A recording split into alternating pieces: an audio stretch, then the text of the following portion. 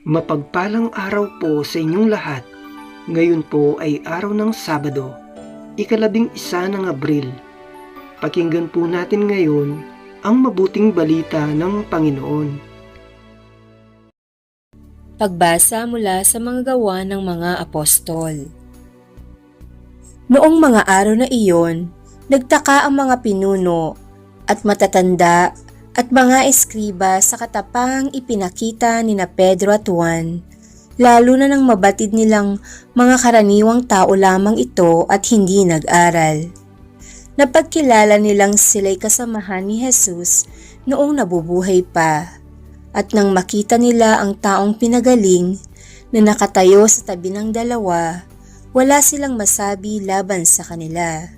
Kaya't pinalabas muna sa Sanhedrin ang mga alagad, saka sila nag-usap.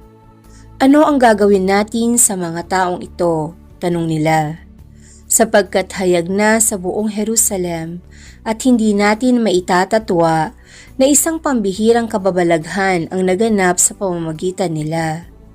Para hindi na kumalat ito, balaan natin sila na huwag nang magsalita kanino man tungkol sa pangalang ito.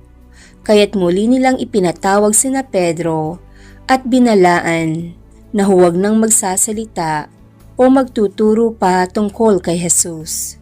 Subalit sumagot sina Pedro at Juan, "Kayo na po ang humatol kung alin ang matuwid sa paningin ng Diyos, ang sumunod sa inyo o ang sumunod sa Diyos. Hindi maaaring di namin ipahayag ang aming nakita't narinig." At sila'y binalaan ng lalo pang mahigpit, saka pinalaya. Wala silang makitang paraan upang maparusahan ang dalawa, sapagkat ang mga tao'y nagpupuri sa Diyos dahil sa nangyari. Ang salita ng Diyos. Salamat sa Diyos. Salmong tugunan. Pinupuri kita, Diyos ko, pagkat ako'y dininig mo. O pasalamatan ang Panginoong Diyos, pagkat siya'y mabuti. Ang kanyang pag-ibig ay napakatatag at mananatili. Dahilan sa poon ako'y pinalakas at ako'y tumatag, siya sa buhay ko ang tagapagligtas. Dinggin ang masayang sigawan sa tolda ng mga hinirang. Ang poon ay siyang lakas na patnubay. Pinupuri kita, Diyos ko, pagkat ako'y dininig mo. Ang lakas ng poon ang siyang nagdulot ng ating tagumpay sa pakikibaka sa ating kaaway. Aking sinasabing di ako papanaw. Mabubuhay ako upang isalaysay ang gawa ng Diyos na Panginoon ko. Pinagdusa ako at pinarusahan ng labis at labis, ngunit ang buhay ko'y di niya pinatid.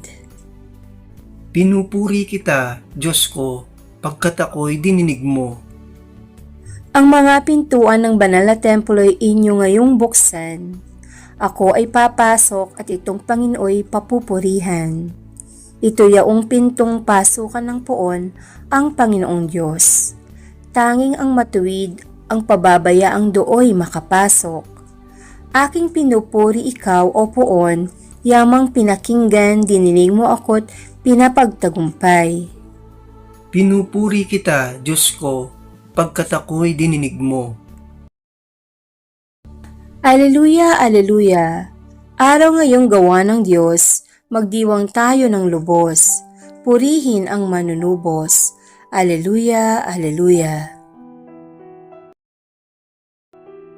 Ang mabuting balita ng Panginoon ayon kay San Marcos.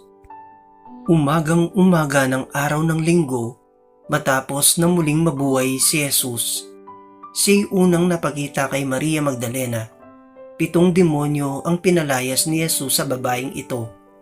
Pumunta siya sa mga alagad ni Jesus na nooy nahahapis at umiiyak at ibinalita ang kanyang nakita.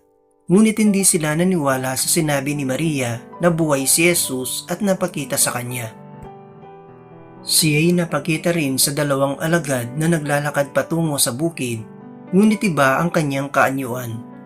Bumalik sa Jerusalem ang 2 at ibinalita sa kanilang kasamahan ang nangyari. ngunit sila may hindi pinaniwalaan. Pagkatapos, napakita siya sa 11 samantalang kumakain ng mga ito. Pinagwikaan niya sila dahil sa hindi nila pananalig sa kanya at sa katigasan ng ulo, sapagkat hindi sila naniwala sa mga nakakita sa kanya pagkatapos na siya'y muling mabuhay. At sinabi ni Jesus sa kanila, "Humayo kayo sa buong sanlibutan at ipangaral ninyo sa lahat ang mabuting balita." Ang mabuting balita ng Panginoon.